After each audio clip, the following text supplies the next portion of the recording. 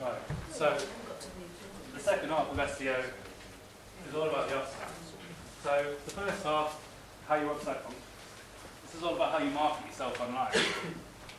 Now, there are a million different ways to do this, but primarily we're talking about the links we spoke about earlier. So, with so much emphasis on links, people do get blinded by it, but links work.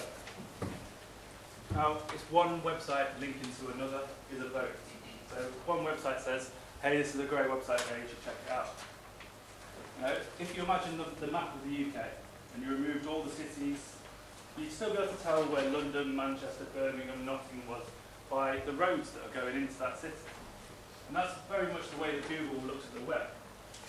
It views the high authoritative site by the high authoritative lots of links coming into that site. Now,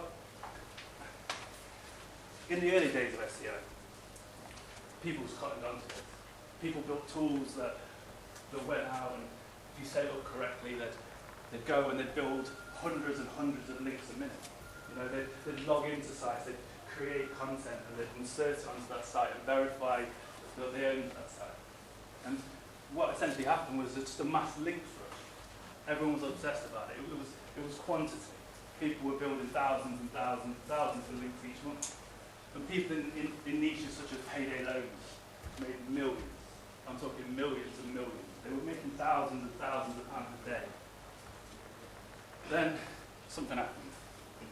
This guy came along, and it changed everything from a links perspective. See, words like panda and penguin changed their whole meaning for SEO. And penguin came along 2012. Now the goal of penguin was to devalue sites that manipulated Google's algorithm from a links perspective. So it's unnatural backlinks in order to gain an advantage. Now, this is a non-description, because the vast majority of links that you see online in articles and stuff are built for an SEO purpose. If you're reading an article and it says the best juicer that you can buy online, that's probably built by an SEO, or it's been bought. The vast majority of blogs and stuff, they will link out, but a lot of the links that you see on web pages are for SEO. Now, much like Panda, Penguin devalues sites, except what Penguin does is you'll see a huge drop in organic traffic. So sites like payday loans, they were spamming the internet.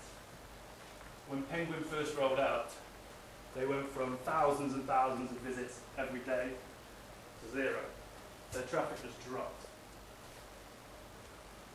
Now, we use two main tools for assessing the value of a link. Because now, before when we were talking about quantity, now it's all about quality. So it doesn't matter if you've got 100,000 links that are easy to get. It's better to get a link from the BBC. It will be much more powerful than a million links that are commented on a newly set up blog. So the harder a link is to get, the more value it has. So we use a tool called Ahrefs. Now, Ahrefs, well, both of these tools act much like search engines. So they crawl the web and they find sites that link to your site. Now, both of these tools don't have anywhere near as much of the database that Google has. You know, Ahrefs probably pick up about 60% of the links that Google sees. And Majestic probably pick up about 40 to 50%. But these are the best tools that we have for an SEO. So Ahrefs has got a much bigger database than Majestic, but Majestic has its own metric. So they've created a metric called the trust flow and citation flow. Now these aren't perfect, but trust flow is essentially how close you are to highly trusted sites. So the closer you are to highly trusted sites, the more authority you give. So sites that link to you may get links from Huffington Post, BBC, The Guardian. And that trust and authority channels through that site to your site. As a standard, I don't really look to build links that are less than TrustFlow 15, just because it's not worth my time. If I'm going to put effort and thought into a link building campaign, there's not much point me doing it on a site that's less than TrustFlow 15, because I've found that that is where the quality is. You can also see sites that have been spammed when the citation flow is more than twice the TrustFlow. Citation flow is basically just a metric of how many links are coming in. So if you look at a site and they've got lots and lots of links pointing at their site and they're all from blog comments and things like that, they'll have an extremely high citation flow, but very little TrustFlow, because a comment link is easy to get. I could build 10 of them now. I could just find blogs, write a comment, and link back in the name section of the comments. But it's easy. So there's very little value in it. Essentially, the best links you can get are contextual links. So links within content, in the body of an article. Now the anchor text also plays a key role. So the actual clickable words that you're using. Now, before Penguin, people had built anchor text that was keyword rich to buy best TV online.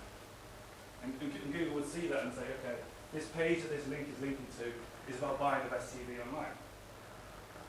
But there's a disconnect there, because people don't usually link like that. They'll link by saying, "I'll check out this article here," or they'll put like the whole URL. So Google cottoned onto that, and now you want to they penalise sites that use too much anchor text. So you essentially you have to make everything look natural. Everything has to be natural. So a basic link building process. To make it easy, you search in the search engine using specific search engine operators. So Google's a database. Like any database, you can query the search engine by using advanced operators. Advanced operators trim down the search results. So we can use things like in title, and that will only return results where the keyword that we specify is in the page title. So we take these results, we check them by metrics and paste them into Excel to keep it organised. We then email them with a pitch, and then we follow up if they don't respond. Link building can be fun. Most of the time it's pretty boring, but it can be fun. But it is a slog. You have to send lots of emails. You have to be very, very targeted with who you're going after. You have to do lots of research. As with anything with any form of marketing, the value is in the data and the value is in how you assess it. So, we'll run through a few different types of link building. There are thousands of ways to build links, but here's a few easy ones. Yes, post. Find other people's websites to post content. It's easy enough to do. There are websites out there that are actively looking for people to write content for their sites. So it's very simple. Here's a basic example. Let's say I was working in the health and fitness niche. I'd search for, right for us, health and fitness. If I search in quotes, it's going to look for these exact words in this exact order. So this is going to return health and fitness sites where on the page, in the content, it says, right for us. So what do we get? Well, this looks quite promising. So they've all got right for us pages. They're all actively looking for people to write content for their site. So fitness-health-wellness.com, right for us. Let's have a look at that. We put this into Majestic. See the trust flow and the citation flow. I'm checking the whole domain. So this is all the links pointing at the whole domain. And the number one feature for link building is domain level link features. So how powerful that whole domain is. Now my minimum trust flow is 15. So this is too low for me. I don't think there's enough value in this site to warrant me putting the effort in writing content to get it posted on this site. You can also look at the topical trust flow. So topical trust flow is essentially what Majestic think the niche of your site is based on the incoming links. And remember, Majestic's a machine as well. So Majestic's a bot, much like the same. So they think that this site is about computers, software, computers, internet, reference, education, computers, computer science. First question, the trust flow, will that depend upon your area you're trying to sell to? No, this is purely dependent on the value of the links coming in. To that particular site? Yeah. Obviously in sort of certain areas, so say you're doing, I don't know, gold rings versus shoes or something, will there be a different sort of trust flow value that you'd be aiming for within that? There's different segments. Or would you just go for a generic one over everything? Well, usually you go for a minimum of 15, but there are some markets where links are scarce. So you essentially look at the whole market as a whole, and if links are scarce, you start at the top and work your way down. Okay. Excuse me, can anybody use Majestic to look at somebody's website like this? It does have a limited free version where you can use it, yeah. There is obviously we use it quite extensively, so we use paid version. There is a limited version you can use, which works fine, just using it small. So the topical trust flow. I'm also seeing adult art and adult computers. Now, there's no way adult is essentially going to be adult, so porn, things like that. I don't really want anything to do with that linking to my site. But if I'm in the health and fitness niche, none of this is particularly relevant to what I'm doing. This is computer software, computer internet, proxy and filtering. It doesn't really sit right. So we'll mark that one as a no. Second one, bulkpowders.co.uk, right for us. 52 trust flow. Now that's pretty good. Usually with these kind of campaigns you'll be hitting sites around the 20 mark. So 52 is going to be a very, very powerful link for you to get. Also the topical trust flow, sports and health. So that's more like it. That's like health and fitness. So this kind of site looks very, very promising to me. We go to the site itself. They give us very, very clear instructions about what they want. They want you to email them, introduce yourself, and send them some content ideas.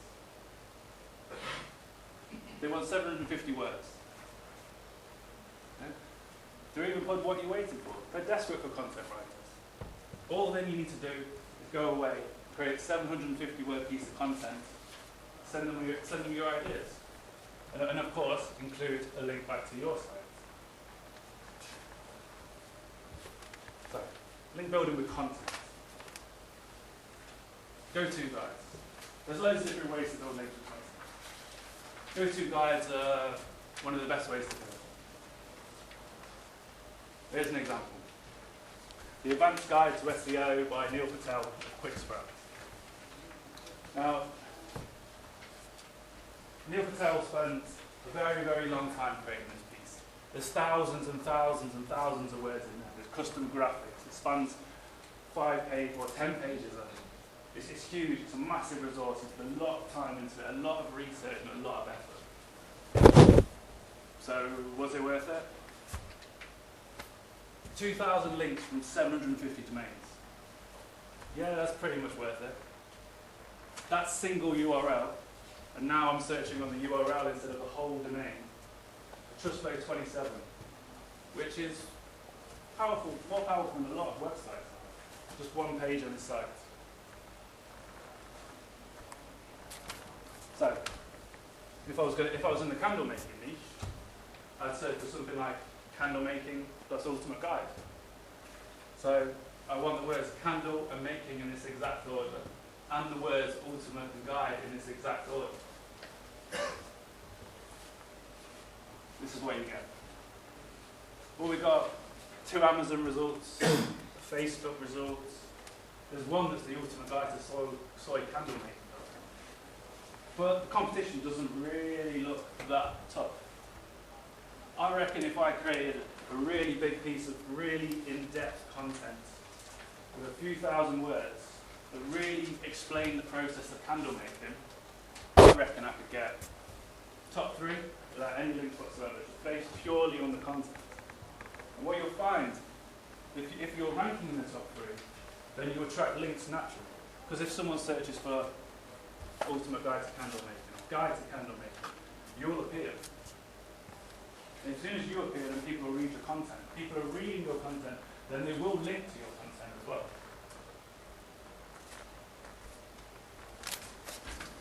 Broken link building. Well, broken link building is essentially just finding broken links online and getting them changed to yours. Now, there's lots of different ways to do this with scale. We can scale it up using loads of tools, but a simple way to do it is find resources pages. Essentially, what we're looking for here are pages that have lots and lots and lots of links coming out. So bloggers will set up pages such as gardening resources, which will be the best blog pages in gardening. Now, the reason why we're looking for lots and lots of links is because the more links on a page, then the higher the chance we'll find one that's broken. You can even do further advanced operators and set it pages that were published 5 years ago. Because then you get even more chance of it being a broken link if the site hasn't been updated for a while. So this is what we've got. That looks promising. Gardening links and resources. Debbie's gardening links, comprehensive gardening link site. It's probably got some links on there. I use a tool, which is a Chrome browser plugin called Check My Links. You could go through and check every single link individually, but I ain't got time for that. So click of a button, 133 valid links on the page, 3 invalid links. Invalid links means broken links. So there's a broken link. If you go to that link, it doesn't work anymore. So if this was an informational page, then we could recreate that whole content. We know exactly what the page is about, so we could just go away, write a blog post that's exactly the same, publish that on our site, and reach out to the blog owner and say, I was checking out your site the other day and I noticed you've got a broken link. I've got a piece of content that's exactly the same. How about you switch it over? It's a better user experience for your users. Even if it's not relevant, you can always reach out to me and be like, I found a broken link. Would you consider including my site in your list? Link building with link roundups. Now, I love link roundups because they are searching for great content to link to. So link roundups are everywhere. Bloggers love them because it's an easy piece of content that they can put out. So they'll usually come out monthly or weekly, and bloggers will link to the best industry resources that have been published this week. Like, the best thing about them is if you reach out and tell them about your content, then that saves them work. They don't have to spend the week searching for the best blog posts that they've got. So, if I was in the fitness niche, search for fitness plus weekly link roundup. It looks promising. Soiled eggs and scrambled eggs. These are all outgoing links to people's sites. So I would essentially look at what kind of content they like to link to, and then create that content on my site, and then tell them about it. The benefit of link roundups is that the success rate is so high because they're, one, they're actively searching for links, two, you're saving them time, but it's a bit of a no-brainer for them.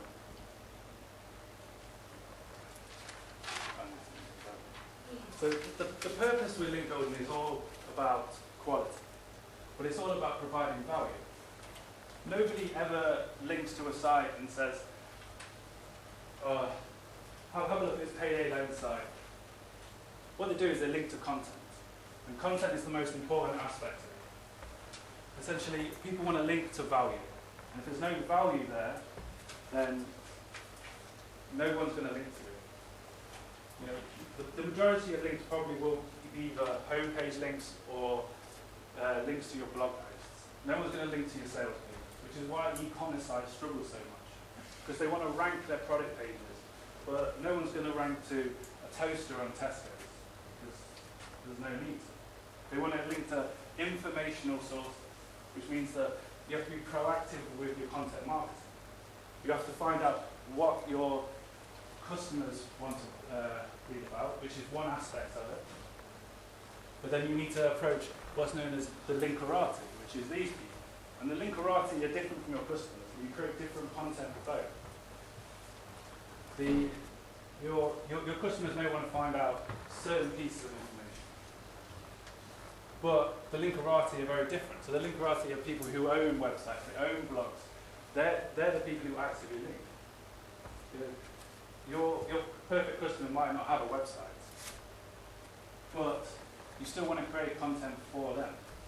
So you need to craft your content using these kind of strategies to appeal to people who will link to you.